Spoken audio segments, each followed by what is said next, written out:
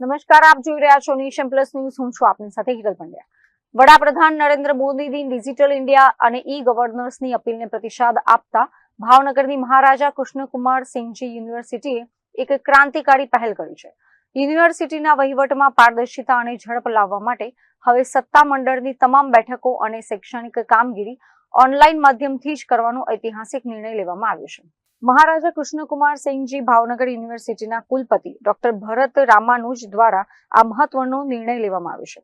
આ નવા અમલ મુજબ હવે બોર્ડ ઓફ મેનેજમેન્ટ સહિત યુનિવર્સિટીની તમામ મહત્વની બેઠકો હવે ફિઝિકલના બદલે ઓનલાઈન માધ્યમથી યોજાશે. એટલું જ નહીં, વિદ્યાર્થીઓ માટે અત્યંત મહત્વની એવી પીએચડી વાઇવા સહિતની કામગીરી પણ હવે ડિજિટલ પ્લેટફોર્મ પર ખસેડવામાં આવશે. આ નિર્ણયથી યુનિવર્સિટીના કેમ્પસ બહાર રહેતા સભ્યો પણ સરળતાથી અને ગમે ત્યાંથી બેઠકોમાં જોડાઈ શકશે, જેનાથી સમય અને સંસાધનોની મોટી બચત થશે.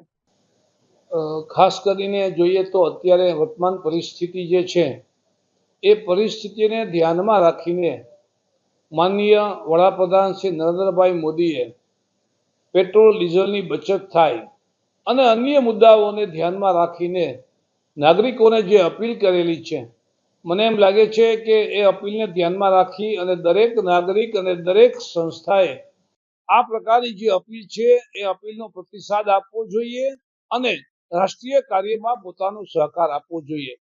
જ્યારે કોઈ મુશ્કેલી આવી રહી છે ત્યારે દરેક નાગરિકની અને સંસ્થાની ફરજ છે કે આપણે આ મુશ્કેલીઓમાં સરળતાથી પસાર કરી શકીએ એ માટે શું કરી શકીએ. મહારાજા કૃષ્ણકુમાર સિંહજી ભાવનગર યુનિવર્સિટીમાં પણ અમારે ત્યાં અલગ અલગ પ્રકારની મિટિંગો થતી હોય છે. દાખલા તરીકે બોર્ડ ઓફ સ્ટડીઝની મિટિંગ થાય, ફેકલ્ટીની મિટિંગ થાય, એકેડેમિક કાઉન્સિલની મિટિંગ થાય, એક્ઝિક્યુટિવ કાઉન્સિલની મિટિંગ થાય, બોર્ડ ઓફ મેનેજમેન્ટની મિટિંગ થાય. આ ઉપરાંત પીએચડીના વિદ્યાર્થીઓનો વાઇવા પણ થતો હોય છે. વાઇવાની અંદર આવતા એક્સપર્ટ ઘણી વખત ભાવનગર વિસ્તાર બહારથી આવતા હોય છે. આ સ્થિતિની અંદર આ બધી જ મિટિંગો અને જ્યાં જ્યાં શક્ય બને છે ત્યાં બધી જગ્યાએ આવા પીએચડીના વાઇવા કે અન્ય બાબતોમાં ઓનલાઈન વ્યવસ્થા અમે ઊભી કરી છે અને ઓનલાઈન વ્યવસ્થાની અમલ આજથી જ અમે શરૂ કરીશું. એટલે મને એમ લાગે છે કે મહારાજા કૃષ્ણકુમાર સિંહજીએ વડાપ્રધાનશ્રીનો પ્રતિસાદ ઝીલી અને આ વ્યવસ્થાઓ તાત્કાલિક અમલમાં આવે એવી વ્યવસ્થા કરેલ છે. અત્રે ઉલ્લેખનીય છે કે યુનિવર્સિટી દ્વારા આ અંગેનો પરિપત્ર જાહેર કરી તાત્કાલિક અસરથી તેનો અમલ પણ શરૂ કરી દેવામાં આવ્યો છે. આ પહેલથી ભાવનગર યુનિવર્સિટી રાજ્યની અન્ય શૈક્ષણિક સંસ્થાઓ માટે ડિજિટાઇઝેશન ક્ષેત્રમાં એક નવું ઉદાહરણ પૂરું પાડશે.